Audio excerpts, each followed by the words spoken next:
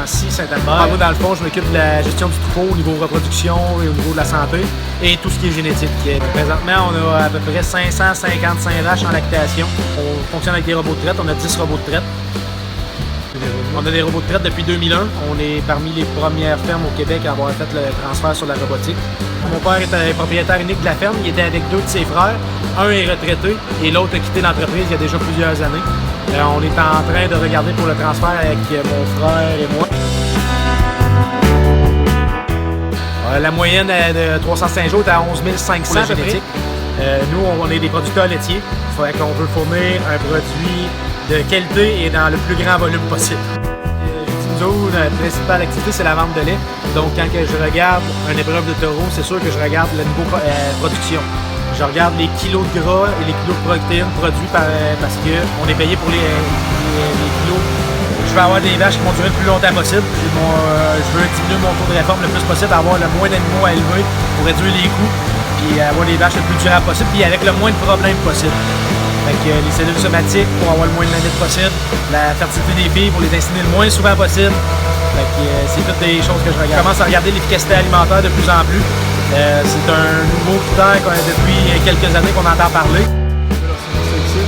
La semence sexy, j'ai commencé, ça fait plusieurs années, mais autant que ça, je dirais ça doit faire 3 ou 4 ans. Au début, la semence sexy, c'était nouveau, puis les taux de conception étaient plus faibles un peu. Mais depuis quelques années, ça s'est beaucoup amélioré.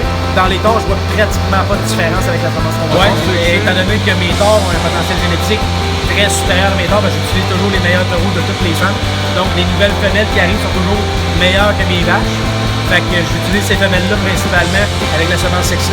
Et j'utilise aussi mes meilleures vaches, les vaches qui ont fait leur preuve, qui ont plusieurs lactations, ça fait 60 000 kg, c'est très rare. Ceux-là, je les utilise. Mais ceux qui sont moins bonnes, qui font moins de 10 000 kg, qui ne classifient pas trop bien, ceux-là, je veux rien savoir. Je n'aime pas ceux-là. Je mets de la semence de boucherie, comme ça, je coupe la chaîne directement à ce moment-là. Quand ça a commencé la génomique, mon père, je commençais à faire de la sélection génétique, j'étais à mes débuts. Mon père me dit « Ah, t'es tout le temps bien qu'un taureau éprouvé, tu sais qu'est-ce que tu vas avoir, il y en a partout, tu peux aller en avoir, c'est plus safe. » Fait que j'ai commencé très doucement dans la génomique. Au début, j'utilisais 10%, puis 20%. Puis à un moment donné, j'ai monté à 50%, mais à 50%, là, mon père n'aimait pas trop ça. Puis on a fait une visite aux États-Unis quand on a été au World Dairy Expo à Madison. On a été visiter la ferme dessous, où est-ce que la plupart des taureaux génomiques venaient à ce moment-là. Dessous, il y avait la moitié des feuilles de preuve de peu importe le centre d'insémination, ça venait de chez eux. On était voir le troupeau. Quand mon père est sorti de l'étable là-bas, il dit « C'est beau, fais ce que tu veux, là, c'est pas grave. » Fait que depuis ce temps-là, je fais à peu près, je dirais, même cette année, ça va avoir été 100% de taureaux génomiques.